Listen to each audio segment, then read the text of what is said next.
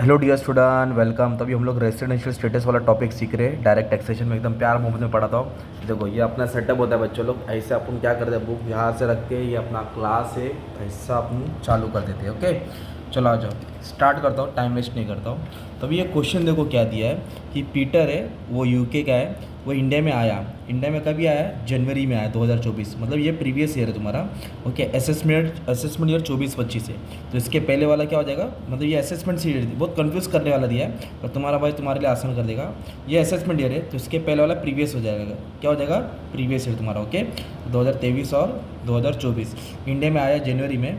Okay, 31 मार्च तक था। और ये उसके प्रीवियस ईयर का हिसाब दिया, आवन जावन दिया है। ओके, तो उसका स्टेटस बताओ कि वो रेसिडेंट है कि नहीं है। तो अपने को क्या है, तो ये अपने को ये कंडीशन याद होना चाहिए। तो अगर तुमको कुछ भी नहीं आता, ये कंडीशन भी लिख दिया ना, पास हो गए भाई। तो कंडीशन भी लिख दिया तो मार्क्स मिल गया, इसका फॉर्मूला का 4-5 मार्क्स मिल गया। ओके, तो इंडिया का रेसिडेंट होने के लिए बेसिक कंडीशन क्या है, वो कितना दिन क्रॉस करना चाहिए प्रीवियस ईयर में? 182 डेज। कितना क्रॉस करना चाहिए? 182 डेज। अगर ये क्रॉस नहीं किया तो ये दो कंडीशन चेक करेंगे कि प्रीसीडिंग मतलब पिछले साल को छोड़ के 4 साल का 365 होना चाहिए, या फिर प्रीवियस ईयर में कम से कम 60 दिन होना चाहिए। राइट, तो प्रीवियस ईयर क्या तुम्हारा 2023-24, इधर वर्ड लिखने का, प्रीवियस ईयर 2023 और 24। तो अभी हम लोग चेक करते हैं कि प्रीवियस ईयर में 182 डेज है कि नहीं। बट प्रीवियस ईयर तो इधर दिया ही नहीं है ना यार। 16, 17, 18, 19, 20, 21, 22, 23 का दिया ही नहीं है। तो आपको 23 का ढूंढना पड़ेगा, 23 का ढूंढना पड़ेगा बच्चे लोग। तो ये इंडिया में कभी आया मालूम है क्या? ये जनवरी को आया। मतलब अप्रैल, मई, जून, जुलाई, अगस्त, सितंबर, अक्टूबर, नवंबर, दिसंबर में नहीं था। ये बंटी आया कभी? ये बंटी अपना आया, बंटी आया जनवरी, मतलब 1 जनवरी को आया, है ना।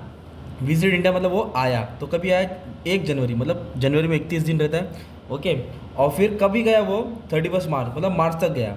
और ये 2024 है, तो जो 4 का टेबल है, 2004, 8, 12, 16, है ना, 20, 24, तो ये 2024 मतलब ये ईयर में फरवरी में 29 डेज होता है। कितना डेज होता है? 29। कितना डेज होता है? 29। कितना होता है? तो ये 2024 का फेब है, तो इधर 29 डेज रहेगा। और मार्च में कितना दिन रहता है? 31। अब इसको ऐड करेंगे तो टोटल 91 डेज। तो प्रीवियस ईयर में कितना दिन था वो? 91 डेज। ओके, तो प्रीवियस ईयर में कितना डेज था वो? 91 डेज। तो क्या करेंगे अब, इधर कैसे लिखेंगे मालूम है? ये 91 डेज है, तो इधर लिखेंगे नॉट सेटिस्फाइड। क्या लिखेंगे इधर? Not satisfied. क्या लिखेंगे? Not satisfied. सिंपल, क्योंकि वो सेटिस्फाइड नहीं हुआ, ऐसा लिखने का था तुमको। क्योंकि 182 डेज रहेगा तो वो रेसिडेंट बनेगा। तो एक कंडीशन सेटिस्फाई नहीं हुई ना, अब ये दो कंडीशन चेक करेंगे। ये दो कंडीशन सेटिस्फाई हो गई, मतलब वो रेसिडेंट हो गया। तो ये कैसे चेक करेंगे बच्चों लोग मालूम है क्या? अब इसमें क्या करेंगे आप लोग, सबसे पहले देखेंगे कि he stayed in India during preceding 4 previous year, है ना। तो प्रीसीडिंग मतलब होता है इसको छोड़ के, ये प्रीवियस ईयर है ना, इसको छोड़ के, मतलब 1, 2, 3, 4, ये 4 का टोटल लेंगे। और टोटल कितना होना चाहिए? 365 से ज़्यादा। ओके, तो ये 4 का टोटल कितना आ रहा है बच्चों लोग मालूम है क्या?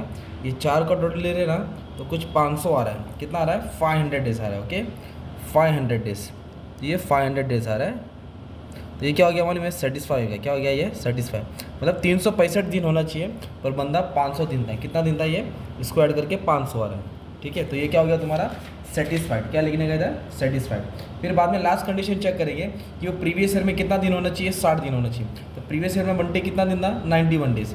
तो ये 91 डेज, मतलब ये भी सेटिस्फाई होगा। 60 दिन मिनिमम होना चाहिए था।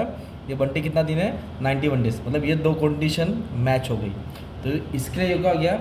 मिस्टर पीटर, या तो ही लिख देना, इसे रेसिडेंट। क्या ये रेसिडेंट है एज पर कंडीशन 2A, ये रेसिडेंट हो गया। अब इसका ये चेक करना है कि वो ऑर्डिनरी रेसिडेंट है कि हम जैसा है कि नहीं। तो ऑर्डिनरी रेसिडेंट के लिए क्या करने का?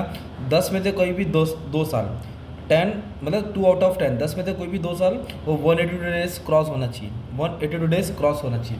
तो ऐसे देखो कितने साल में उसने क्रॉस किया, 2 से ज़्यादा है कि नहीं? हाँ, एक 2022 में किया। ओके, फिर एक 2019 में किया, और एक 2018 में किया। तो उसने 3 ईयर में क्या किया? रेसिडेंशियल क्रॉस किया। कितने ईयर में? 3 ईयर में। तो फिर क्या करेंगे हम लोग, कैसे लिखेंगे मालूम है? He is resident more than 2 year, है ना। ही इज़ रेसिडेंट, क्या है वो? रेसिडेंट है more than 2 year, more than 2 year, मतलब 2 साल से वो ज़्यादा रेसिडेंट है। कौन सा ईयर था? एक 2022 था, हाँ, फिर एक 2000, ये क्या बोलते, 19-20 था, और एक 2018 था। ये 3 ईयर में उसने क्या किया? कम से कम 2 ईयर में होना चाहिए था, पर बंटी 2 साल से ज़्यादा है। 182 से ज़्यादा, 182 से ज़्यादा, 182, तो 2 साल होना चाहिए मिनिमम। तो 2 से ज़्यादा है, मतलब ये कंडीशन सेटिस्फाई है। इधर लिख देंगे सेटिस्फाइड, क्या लिख देंगे, सेटिस्फाइड।